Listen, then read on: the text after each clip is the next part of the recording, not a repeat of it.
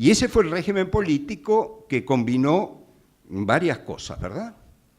Combinó lo que yo llamo el régimen de gobiernos electores, donde los gobiernos incidían fuertemente en la producción del sufragio, pero también combinó la venalidad y combinó una cosa muy interesante en la perspectiva de Roca, que ese mismo hombre que había montado el régimen del orden conservador terminó su trayectoria pública, su trayectoria política, abriendo las puertas a la reforma política.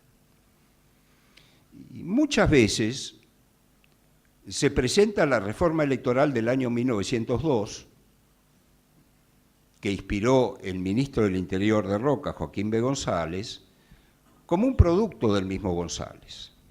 Lo cual es absolutamente cierto, probablemente González haya sido uno de los políticos más ilustrados de aquella época. Pero olvidamos el respaldo consciente que Roca dio a esta reforma en la perspectiva de esta figura del adicta, diría yo, al evolucionismo político. Lentamente, con el sistema de las circunscripciones electorales, la Argentina se iría reconciliando con la verdad del sufragio. Que esa reforma haya fracasado posteriormente, cuando ya Roca dejó el poder, es otra historia. Pero ciertamente Roca se despide de este mundo como un reformador abierto también a lo social, tema que dejo pendiente porque no me extrañaría que lo toque mi amigo Eduardo Zimmerman, dado que nos ha regalado uno de los libros, si no el libro más importante en este tema. Y por fin, para terminar, está el otro Roca que entusiasma más, ¿no? Tulio Alperín Dongui, que acabamos de perder y a quien quiero dedicar públicamente estas palabras, dijo en uno de sus últimos textos, creo que fue una entrevista, que realmente la voluntad reformadora de la Argentina, que arranca aún antes de Rosas, que arranca en la imaginación de los intelectuales, tiene una ambición desmesurada. Porque no se trataba de salir del despotismo y hacer una constitución, tampoco se trataba de hacer un Estado solamente.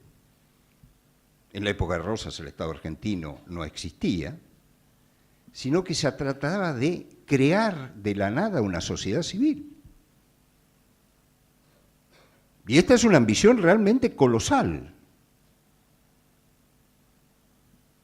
En ese sentido, creo que Roca es un epígono de Alberdi, porque el gobernar es poblar, la idea de que había que transformar a la Argentina al influjo de un colosal proceso de inmigración, la lleva a cabo Roca. Porque el gran impulso a la inmigración ya venía de antes, pero el gran impulso a la inmigración viene precisamente después de 1880. Pero, como se decía en el siglo XIX, una sociedad civil no es solo un proceso social, es un proceso económico. La transformación económica del país es colosal, porque del mismo modo como ahora las redes sociales nos envuelven y nos rodean, no había sociedad civil posible en el siglo XIX sin los hilos invisibles de la palabra, que era el telégrafo, y sin el ferrocarril que transformaba las comunicaciones. Y eso fue la Argentina. Una infraestructura que cambia en poco menos de 30 años. ¿Y cómo?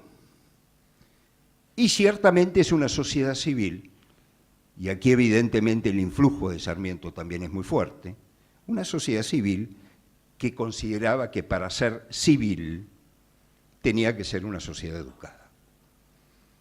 Y ese Roca tan denostado es el Roca que en el año 1884 impulsa el voto en el Congreso de la famosa ley 1420, que no era para las provincias, era para la capital y los territorios nacionales. Pero en la segunda presidencia de Roca, la ley Laínez viene a completar este gran esfuerzo de las escuelas públicas en manos de las provincias. Y no solo eso, la actualización de las leyes de inmigración, la ley de matrimonio civil que Roca inspira en su primera presidencia, pero va a llevar a cabo Miguel Juárez Celman,